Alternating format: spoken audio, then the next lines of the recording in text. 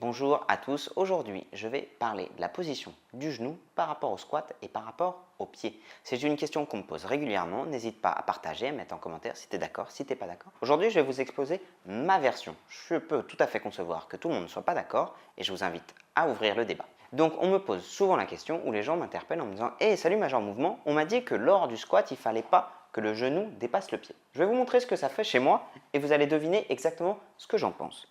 Là, je descends sur un squat. Naturellement, chez moi, par rapport à la taille de mes fémurs, par rapport à ma cambrure naturelle au niveau de mon dos, mon genou se trouve 5 cm en avant de mon pied. Et pourtant, c'est un squat dans lequel vraiment je suis bien. Je pourrais rester des heures et je pourrais en faire beaucoup et je n'ai pas mal au genou. Pourquoi j'ai pas mal au genou alors que d'après cette théorie, mon squat n'est pas bon? Pour la bonne et simple raison que depuis que je suis gamin, c'est le squat que je fais. Même si ce n'est pas le plus propre des squats par rapport à la manière dont je suis fichu, c'est le squat dans lequel je suis plus à l'aise. Pourquoi est-ce que j'ai pas mal au genou alors que d'après eux, mon mouvement n'est pas pur?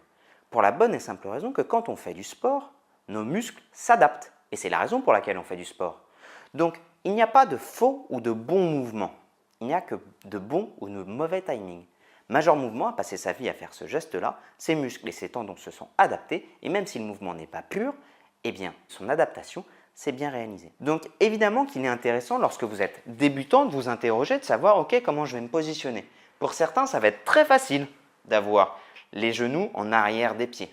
Pour d'autres, ça va être quasiment impossible, tout simplement par rapport à leur corpulence, par rapport à leur physiologie, par rapport à la longueur de leurs membres. Ne vous prenez pas la tête par rapport à ça. Si jamais on vous dit que vous allez vous faire mal aux genoux, je ne suis pas d'accord. Ce qui fait mal aux genoux, ce n'est pas le mouvement, c'est la charge et l'intensité que vous mettez au niveau de vos genoux.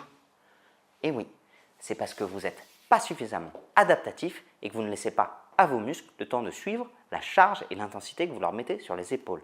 Il n'y a pas de faux mouvements, il n'y a que des mauvais timings. Allez, à très vite, salut.